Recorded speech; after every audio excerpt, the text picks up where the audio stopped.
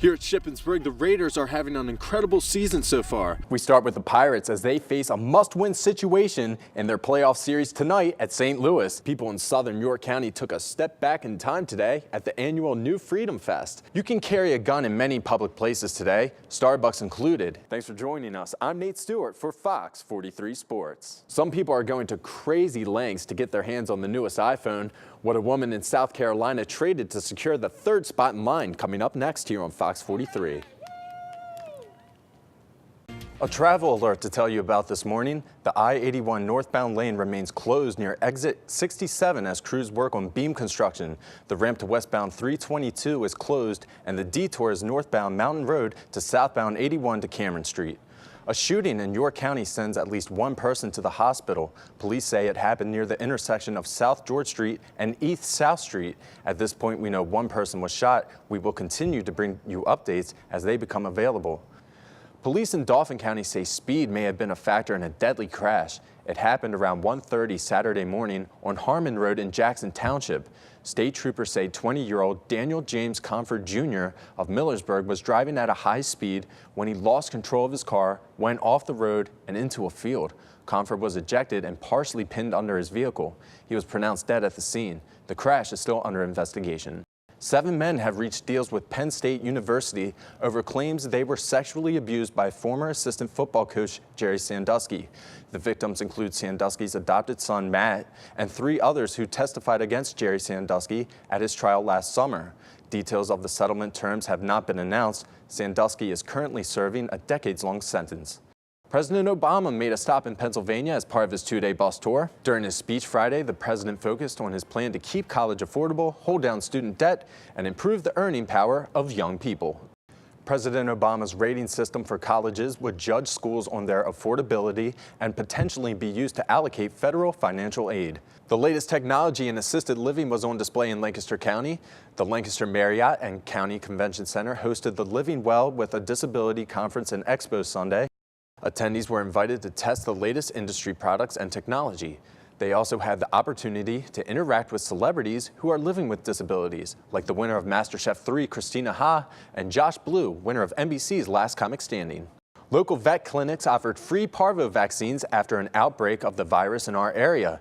Dog owners were encouraged to have their young pups vaccinated at Lancaster's South End Park or Jansen Park in Columbia over the weekend.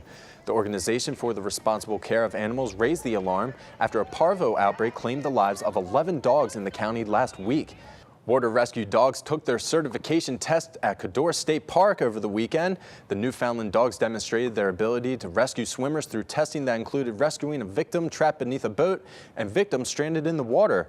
Dogs also had to show stamina and strength by towing a boat full of passengers to the shore. There are 3 different levels the dogs can be placed in based on their performance in all of the weekend's events. Kids heading back to school get brand new backpacks and supplies during a giveaway in Lancaster. State Rep Mike Sturla hosted the annual backpack giveaway at the Lancaster Recreation Center on Fairview Avenue. Sturla and community members passed out book bags filled with school supplies like pencils, crayons, and notebooks. This year, the community donated 850 bags to children in need. You can carry a gun in many public places today, Starbucks included, and now a group from Newtown, Connecticut is asking the coffee giant to ban guns in its stores. This is our topic of the day. Should people with permits be allowed to carry guns in gathering places like Starbucks, or should a ban be put in place? You can head to our Facebook and Twitter pages and let us know what you think. We start with a showdown at the Shoe. Christian Hackenberg and the Nittany Lions visiting the Ohio State Buckeyes. Let's go to the first. Penn State down 7-0. Hackenberg drops back and has a receiver, but it's intercepted by Corey Brown in the Buckeye end zone.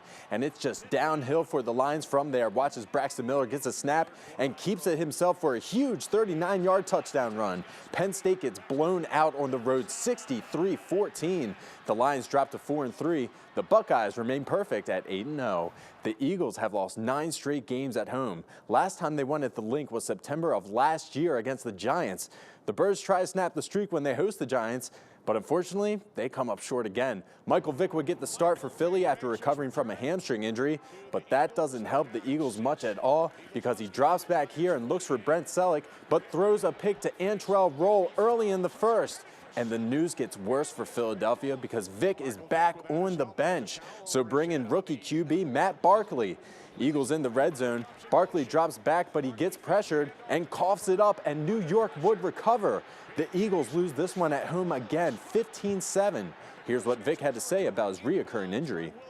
I felt good going in. I felt like I did everything that I was supposed to do to, reassure myself that I can go out and play. But it's just nothing like, actually being in the moment and having to move and having to react. And when I did that, that's when I pulled it again. I felt the pop. Philly hits the road next week when they play at Oakland. While the Eagles go there next week, the Steelers are in Oakland to face the Raiders.